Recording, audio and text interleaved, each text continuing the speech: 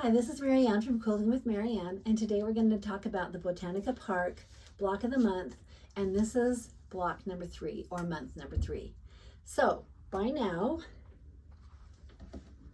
you should have made 4 of these rose block number 2, and these rose block number 1 squares for the first month, and they're already done and down here in my spot. And then the second month, we made these checkerboard squares, and we made 8 of them, so they're ready to go for our quilt.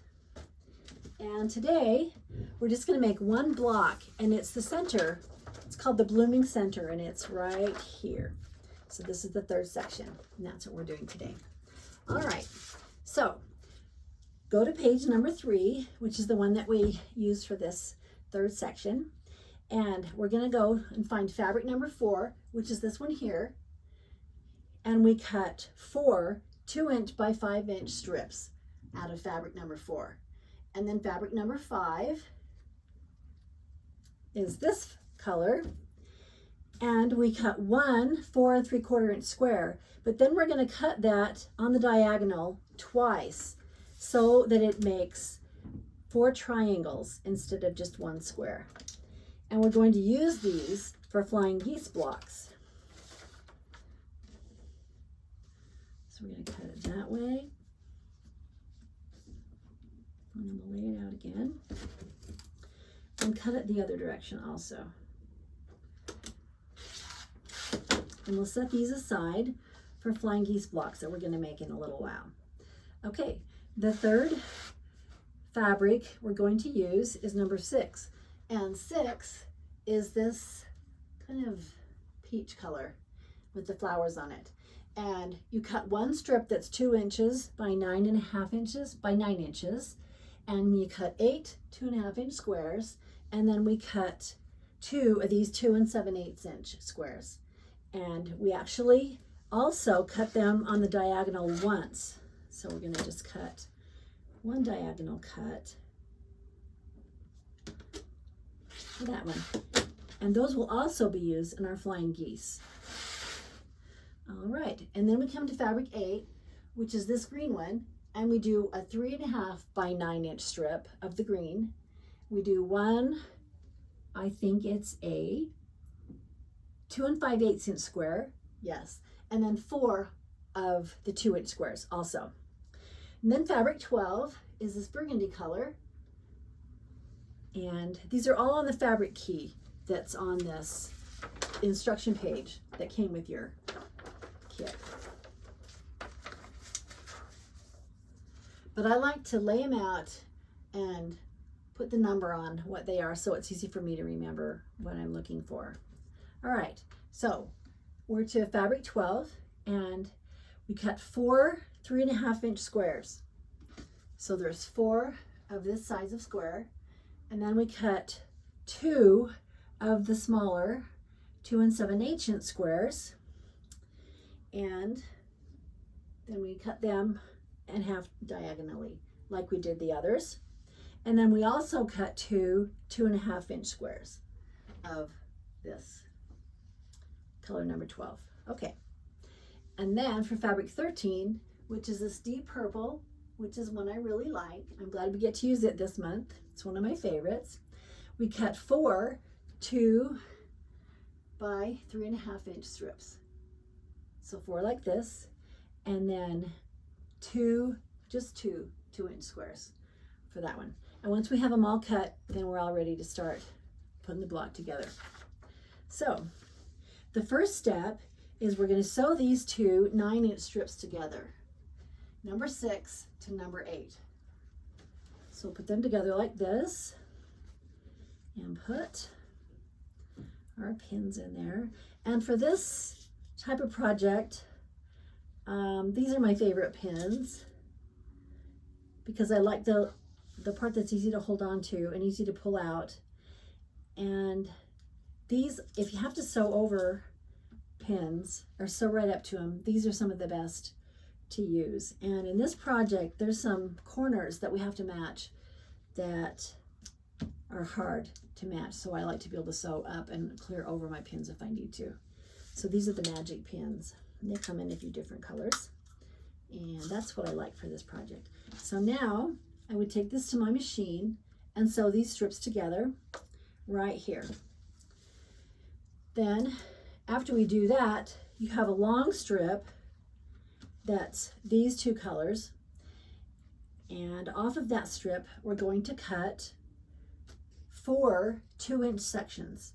So we'll cut off 4 sections from that strip that look just like this. So that's the first piece we've sewn together. Okay. Then our next step is a sew and flip rectangle, and we're going to make 4 of those. And it has us use this fabric 13, the little strips that we cut from those that were 2 inches by 3.5 inches. And it talked about that sew and flip method back on the instruction page, the general instructions that were with your kit. And this doesn't really have a number. It was right before page 1. And down here, it shows the little sew and flip instructions. But basically, what we're going to do is take one of these fabrics, and then we use one of the number 6 2-inch squares, and we want to draw a line on it like this, a diagonal line from one corner to the next corner. Then, looking at the picture, so you know which direction it goes, we're going to lay it out like this, so that the line is on the diagonal from the bottom left to the top right. And then I'm going to pin that.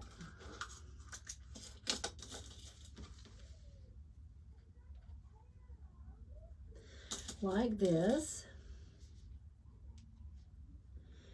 And you want to make sure that you match it up with the corners so that this piece is completely covering the bottom piece on that end.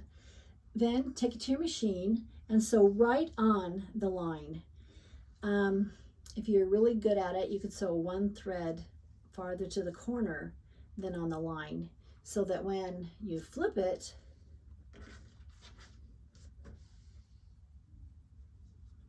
after you sew on the line, you flip it over like this, and it covers just that corner, and it would be the same size as that corner.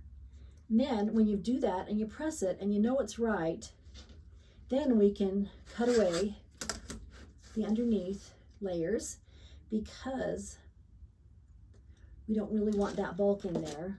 So we'll cut a quarter of an inch away from that line, and the piece will still be the same size, and you know it's still the same size and shape as the piece underneath because it matched on the corners. So now we've got this piece.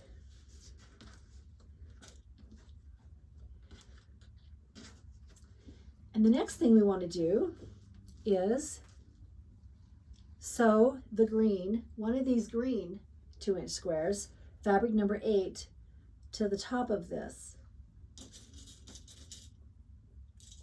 So I'm going to pin that on, matching those corners.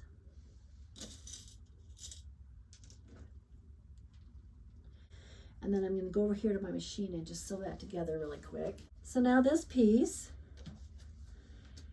is the sew and flip rectangle added to the fabric 8 square. So that's our next piece. And it's going to go like this. So the first pieces we're going to sew together are these 3.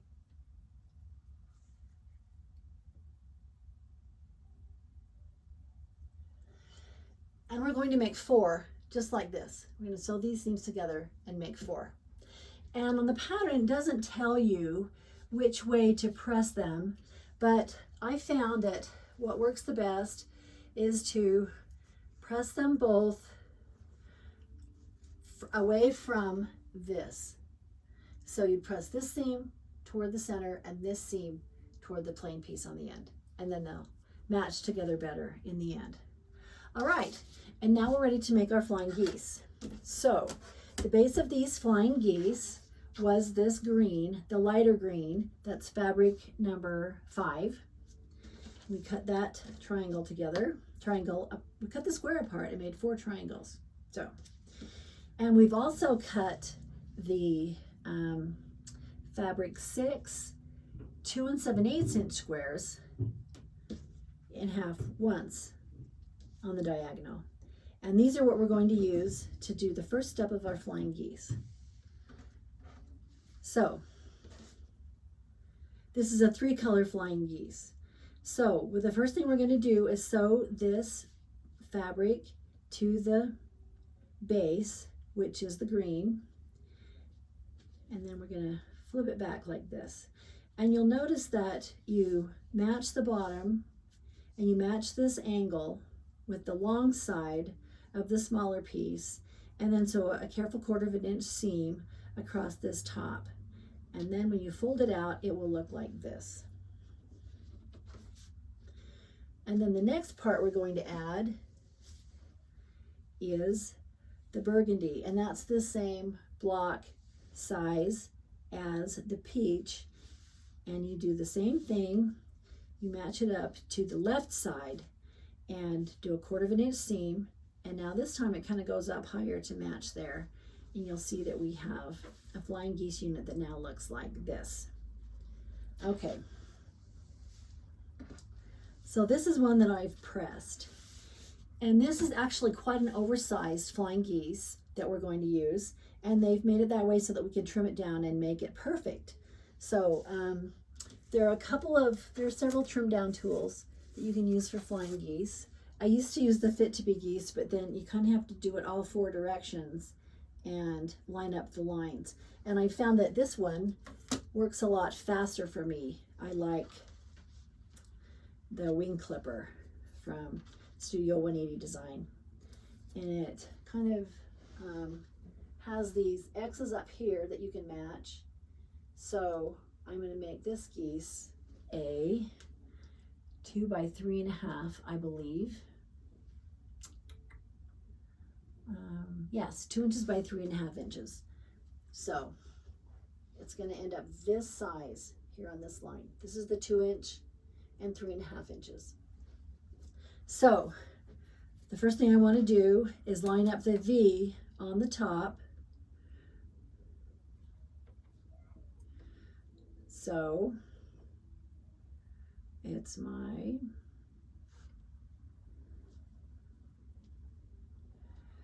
the 2 inch line is here, and it needs to be right in that corner. And I need to turn this a little bit because when I have this right in the V here, and this 2 inch line needs to also match right here on the corner of these 2 fabrics and right here on the corner of these 2 fabrics. And when it matches, then I know that this is the portion I can trim away, and it will be not only the right size, but the right shape, and the peak will be right in the center where it goes. And then the best way to do this is to just pick this up and just turn your piece and put the ruler back down where it was. So now if I line it up this way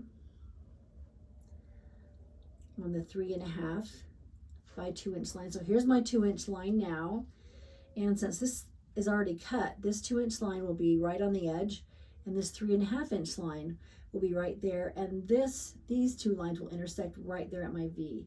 And I can see that these now are going to be just right, so I can just hold it there and I can cut those 2 lines. And then you can see that we cut that goose down quite a bit, but now it's going to be perfect. Okay, so we make 4 of those and then set those aside. All right, and the next step is another sew and flip corners.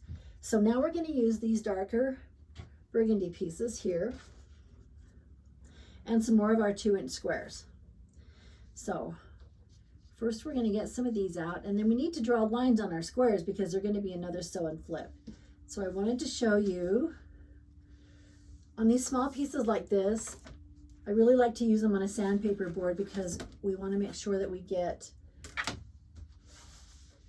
the lines right in the corners. My 2 favorite tools are my sew line pen. This one's got pink in it right now.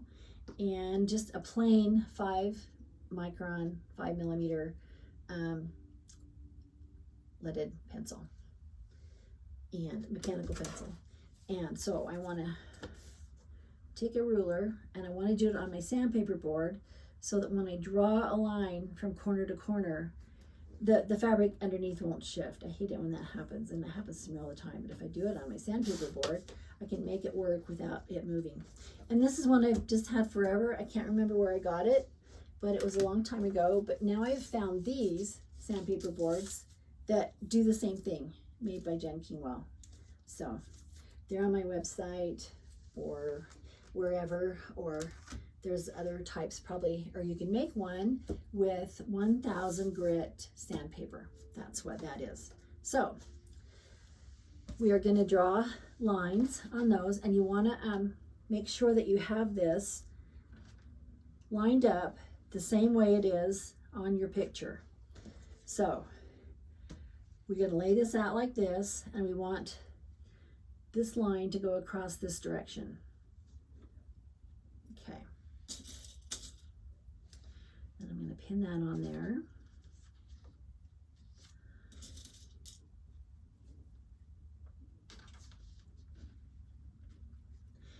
And then you sew right on the line and flip the corner over like we did in the other one.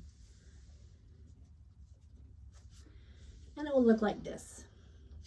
And again here, after we've ironed it, we want to make sure that the size and shape is just like it was when it was a square. So this corner is completely covered and correct with this corner. And if it's very far off, you're going to want to unpick it and do it again so that it's right. So then, once we have that done, and we know it's square, you can place a ruler on here and cut away 1/4 inch, and then we've taken away that bulk. So now we have this piece like this. So this is the way we sewed it. This is the way we laid it out when we set it up. But now it's going to have us turn this way. And you want to make sure you turn it just exactly like it does in the picture, or you're going to have a piece that comes out on the wrong corner or something. So now we're going to put one of these fabric 13 corners the same way we just did, in the same corner in the same direction, except now this one's turned down the other way. So you can see we've drawn the line here.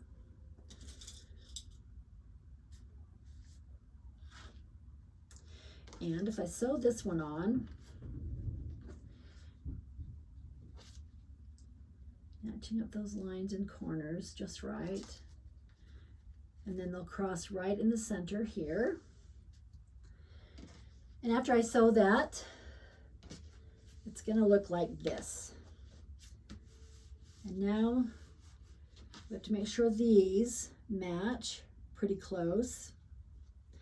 And then we're going to trim that one off.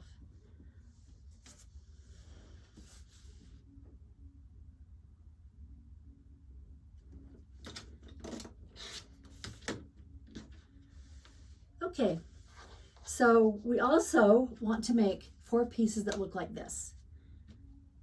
And you don't trim those up. You have to have them, they just come out the right way. So make sure you're using the best 1/4 inch seams that you can. Okay, now we're going to turn our flip corner piece again, and we're going to sew it to the flying geese. So this time we're going to flip it this direction, and our flying geese unit goes this way. And then you can see that these 2 peach pieces are actually going to make a corner here. So if you take your pin and match it right in here to this corner where these 3 pieces meet on the flying geese, and then match it to here right in the corner where these meet at the 1/4 inch intersection. And then you can stand your pin up and make sure it's going to be in the right spot. I think I want to move it down just a hair.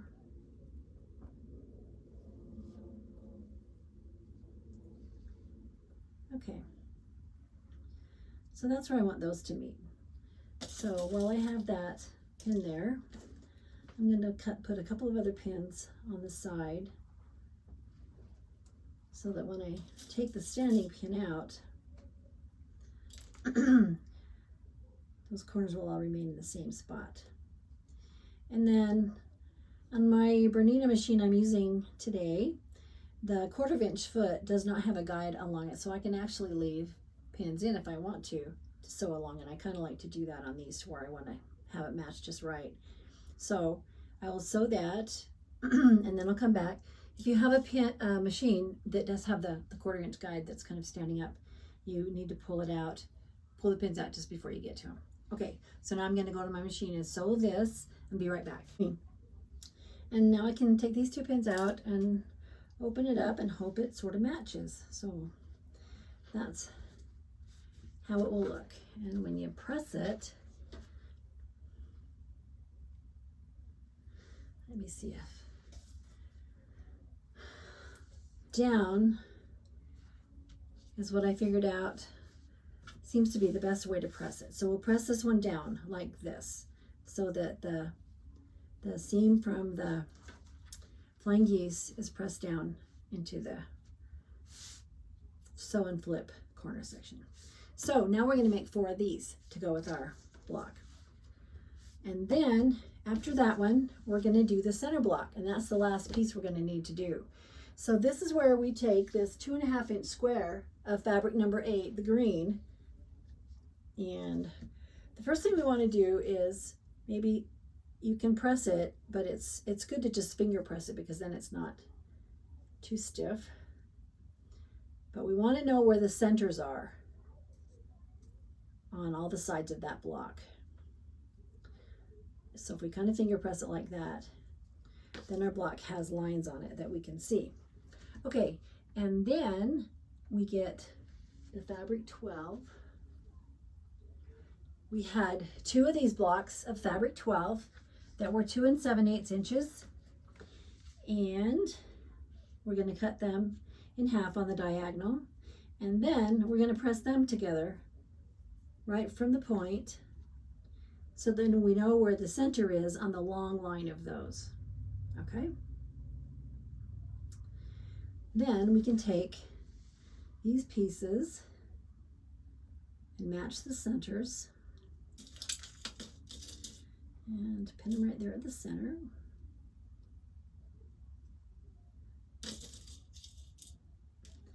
And then on the corners.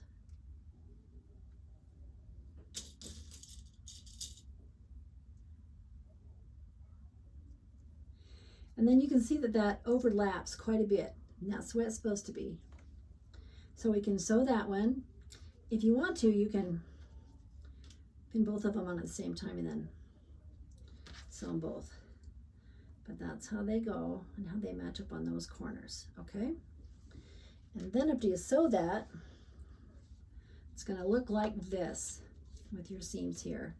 And these will be hanging over the edge. And then you want to press those toward the outside triangles. Then we're going to do the same thing with the pieces on the other side. You can see I've already done the one on this side. And we're going to do the 4th one over on this side.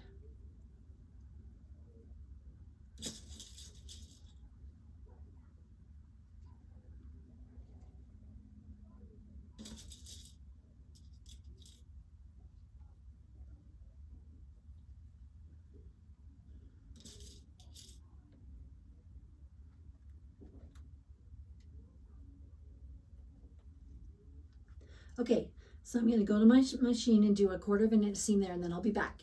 Okay, so now after we've sewed this together and pressed it, we're going to refer back to our basic instructions, the general instructions page, and down here number 4 says square and a square.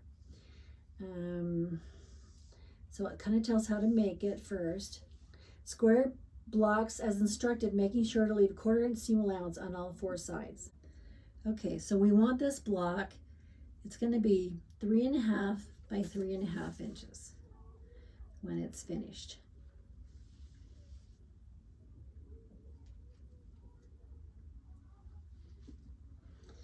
So that means the 1 3/4 line is going to be where we need to square it to.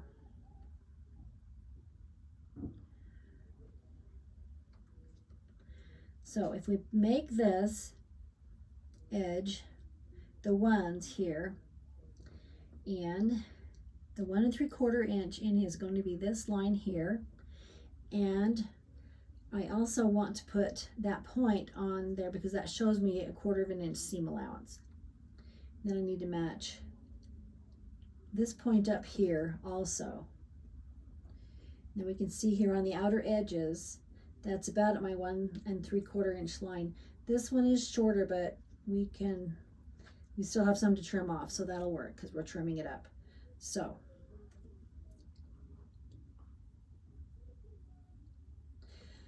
this spot right here is where it should work. So we'll trim off these two sides.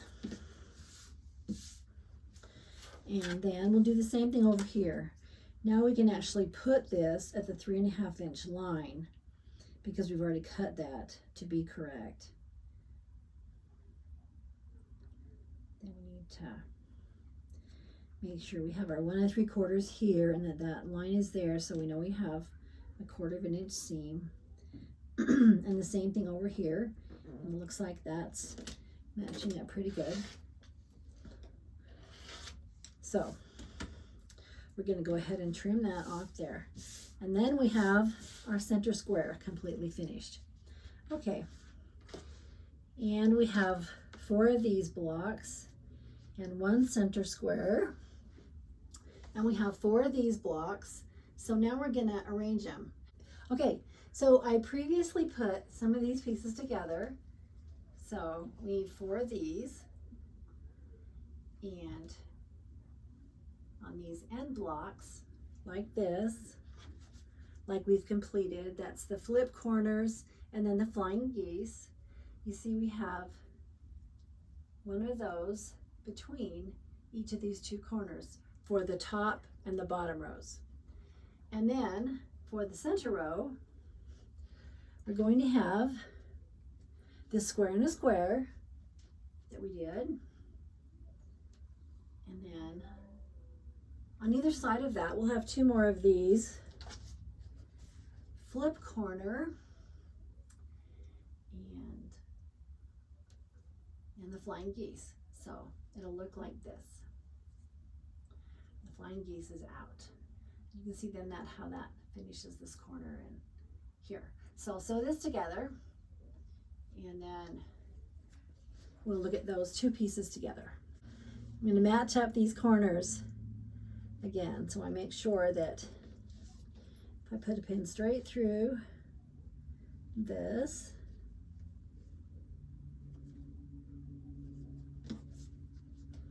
and then a 1/4 inch where that joins, that should make them line up right in the middle.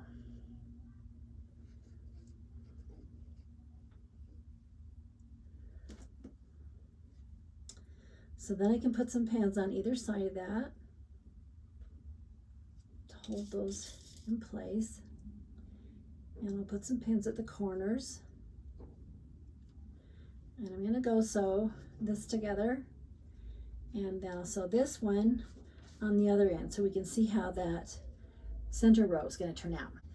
Okay, so now we've sewed these 2 pieces onto the center. And this block I thought was very interesting because it looks like it's got all these nice big triangles in it, and really they don't come together until the whole block gets together. So I guess it wouldn't matter which direction this went, but now you can see that these triangles become whole and these big triangles become whole. And so that'll be the center block. And then the top will be just the same as this. So when we get those pieces together and sew that block on, it will be one block called the blooming center.